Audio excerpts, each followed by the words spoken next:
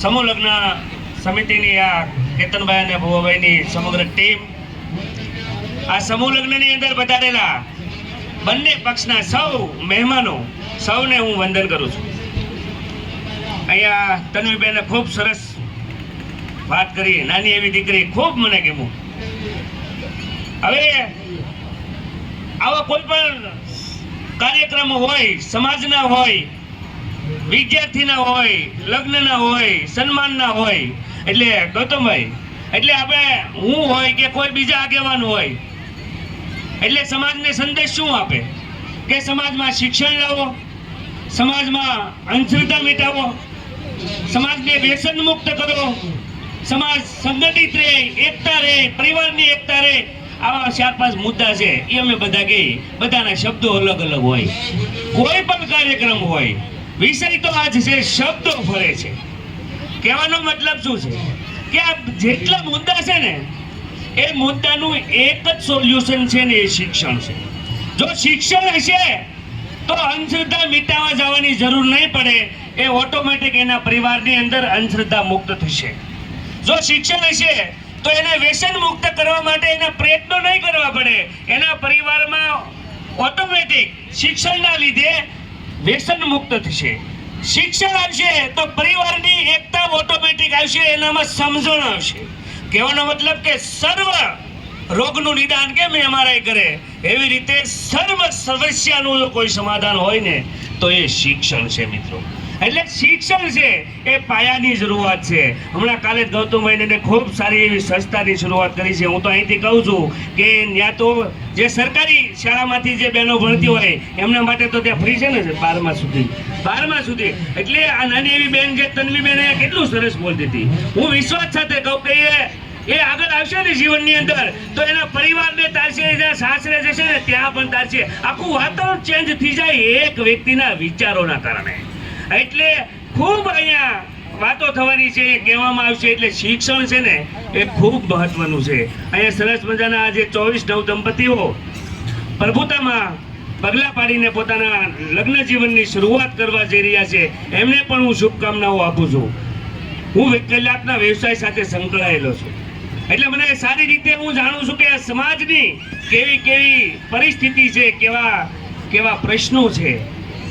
નહીં શિક્ષણને લીધે છે કે નાની એવી વાત હોય, 2 ફૂટનો શેઢો હોય કે 2 ફૂટની દિવાલ માટે ભાઈની સામે કોર્ટના પગથિયા ચડવા માટે આવે છે. એ શિક્ષણનો અભાવ છે. આપણા સમાજમાં મને ગૌરવની વાત છે કે આપણા સમાજમાં દહેજ લેવામાં નથી આવતું, પણ દુઃખની વાત છે કે જ્યારે કોર્ટમાં છૂટાછેડા કરવા આવે ને ત્યારે લાખો રૂપિયાની માંગણી કરવામાં આવે છે. આ શિક્ષણનો અભાવ છે.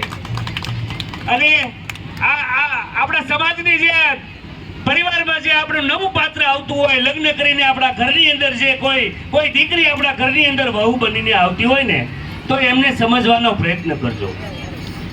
આપણે નર્સરીમાંથી કોઈ છોડ લાવીએ ને અને આપણા બગીચામાં જો એને ઉછેરવામાં આવે ને તો એ નાની એવી કોથળીની અંદર હોય ને તો એ કોથળી કાઢી અને આપણા બગીચાની અંદર એને આપણે રોપીએ.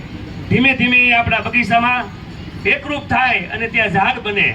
પણ જો એ નર્સરીમાંથી રોપ લાવવામાં આવેલો હોય કોથળીની સાથે તમે એની જો માટી કાઢી નાખવામાં આવે અને ખાલી છોડ જો રોપવામાં આવે ને તો મને ખબર છે કે એ છોડ 100% મુરઝાઈ જાય. એ ત્યાં કારણ કે ત્યાંથી માટી લઈને આવ્યો છે એને અનુરૂપ અહીંયા. એટલે કે જે દીકરી લગ્ન કરીને પોતાના સાસરીએ જાય ને તો એ સાસુની, એના સસરાની, એના પરિવારની, એની દેરાણીની, જેઠાણીની સંસ્કારો સાથે આવે ને એને લઈને એને સ્વીકારજો. ધીમે ધીમે કરતા એ તમારા પરિવારની તાત્કાલિક તમે તમારા પરિવાર સાથે એને જોડવાનો પ્રયત્ન કરશો ને તો એ શક્ય નહીં બને.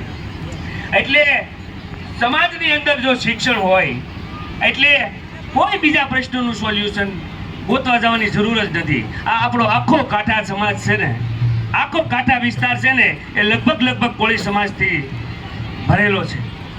મને ખૂબ દુઃખ થાય કે આપણા સમાજની અંદર આટલી બધી ટેલેન્ટ છે. આપણો સમાજ ઈમાનદાર છે, મહેનતુ છે, ધગશવાળો છે, ક્યારેય ખોટું કરવા વાળો નથી. પરંતુ એનામાં છે ને શિક્ષણની એક ઉણપને કારણે એને ઠેર ઠોકરો ખાવી પડતી હોય છે. માણસ છે ને દુનિયાની અંદર કોઈ પણ માણસ હોય ને એનો સૌથી મોટો કોઈ જો દુશ્મન હોય ને તો એ પોતાનું અજ્ઞાન છે. અજ્ઞાની વ્યક્તિ છે ને એ હેરાન થાય, ધક્કા ખાય, ઘણી જગ્યાએ એને જવું પડે.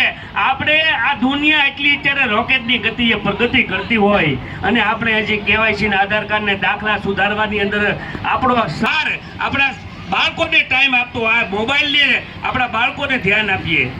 મોબાઈલની અંદર આખી દુનિયા છે, પણ મોબાઈલનો ઉપયોગ કેમ કરવો ને એ ખૂબ મહત્વની વાત છે. એટલે પરિવારની અંદર તમારા બાળકો સાથે એને સમય આપજો. બાળકોને તમે ધારો તેવા બનાવી શકો, પરંતુ એને સમય આપવાની જરૂર છે. અહીંયા શ્રેષ્ઠ ઉદાહરણ છે ને આ તન્વીબેન છે. મને ભરોસો છે કે શિક્ષણની સાથે સાથે સ્કૂલની સાથે સાથે એના મા બાપે એનામાં એને સમય આપ્યો છે, એટલે આ દીકરી આવી છે. એટલે બાળકોને જો સમય આપવામાં આવે ને તો એ ધારે તે કરી શકે. અહીંયા ઘણા બધા હજી વક્તાઓ છે, સમય પણ થયો છે. ફરી વખત હું તમામ નવદંપતીઓને પોતાના નવા લગ્ન જીવનની શુભેચ્છાઓ આપું છું અને ફરી વખત આ સમૂહ લગ્ન સમિતિને આવું આયોજન કરવા માટે મારે લાખ લાખ શુભેચ્છાઓ. આભાર.